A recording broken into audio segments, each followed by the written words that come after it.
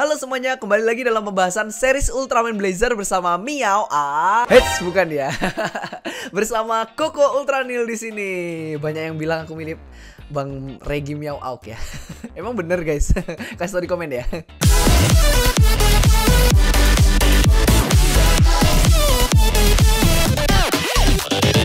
Jadi kali ini kita udah masuk ke episode 8 yang berjudul Pelangi Datang part yang kedua. Jadi kalau kalian yang belum nonton pembahasanku untuk Pelangi Datang part yang ke-1 atau episode 7, langsung ditonton dulu ya guys ya.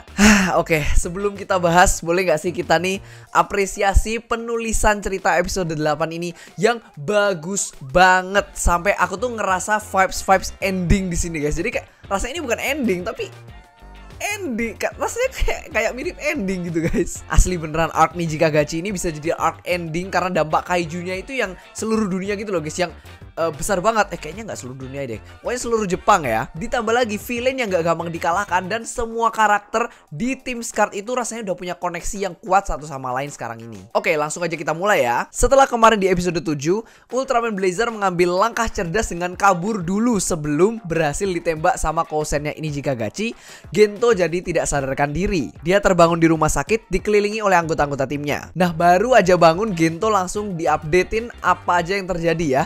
7 badai topan yang dibuat Niji Kagachi di seluruh Jepang jadi lebih besar dan bahkan bergerak menjadi satu badai topan yang besar dengan Niji Kagachi ada di tengah-tengahnya. Situasinya semakin buruk dan semakin mencekam. Gento yang teringat langsung beranjak dari kasurnya dan mengagetkan semua orang karena ternyata dia bilang yang memanggil Niji Kagachi itu adalah seorang profesor ternama yang jadi idolanya Teruaki Nagura, yaitu Profesor Yokomine. Dan jangan lupa Hikari Yo, Ashita wo, Michibike. Dalam perjalanan kembali ke markas, Emi memberikan informasi penting tentang Niji Kagachi.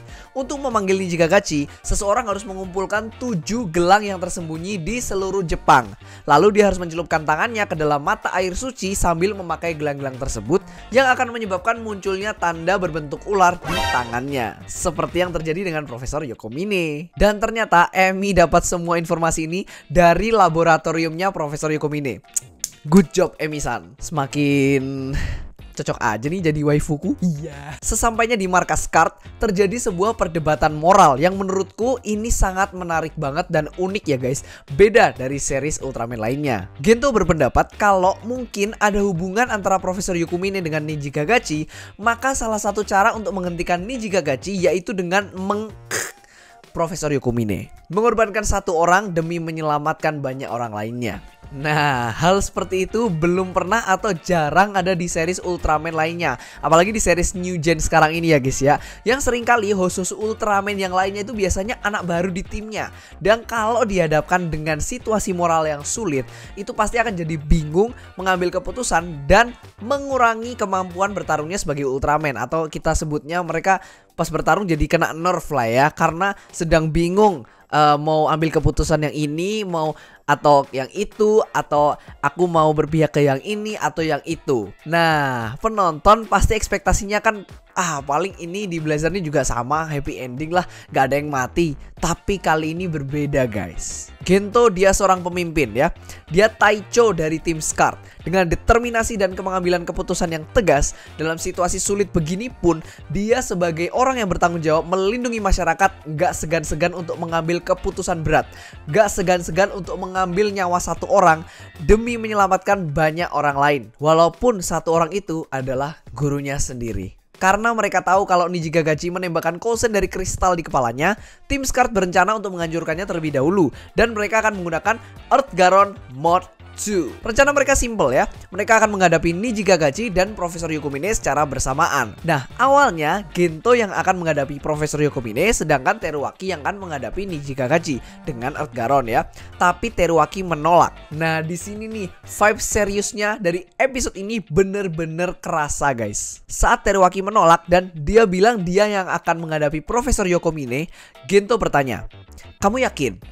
Walaupun ada kemungkinan bahwa kamu harus mengambil nyawa Profesor Yokomine, apakah kamu bisa melakukannya?" Teruaki pun berbalik nanya, "Jadi maksudmu kamu sanggup melakukannya?" Wah, Kapten Gento yang tadinya yakin kalau memang harus ya bakal Profesor Yokomine yang adalah gurunya sendiri.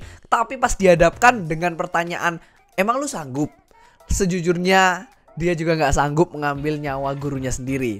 Lihat matanya berkaca-kaca kayak gitu. Dan akhirnya tugas itu diserahkan kepada Teruaki. Tim Scarlet pun langsung OTW ke tujuannya masing-masing. Teruaki, Emi, dan Anri menuju Profesor Yokomine. Lalu Gento dengan Yoshinobu dengan Earth Garon menuju Nijigagachi. Sesampainya di sana, Earth Garon Mode 2 langsung diaktifkan sama Yoshinobu. Dua senjata baru di atas pundaknya yaitu Multipurpose Laser dan Rail Cannon. Jadi itu maksudnya laser multifungsi dan meriam rail.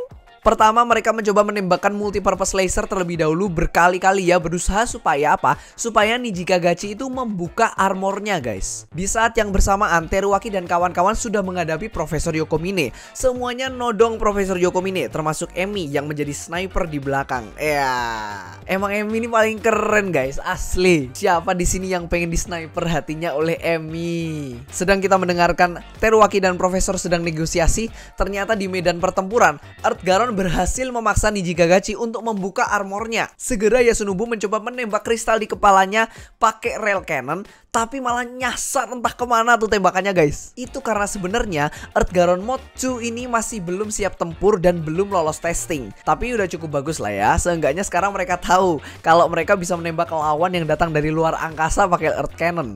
Sorry, Rail Cannon. Sementara itu di sisi satunya Teruaki dan Profesor Yokomine sudah mencapai kesimpulan negosiasi mereka. Dan aku kaget banget karena satu hal ini guys. Setelah dikasih talk no jutsu ala Naruto sama Teruaki, aku pikir awalnya Profesor Yokomine ini akan langsung berbalik jadi baik dan menyesali perbuatannya.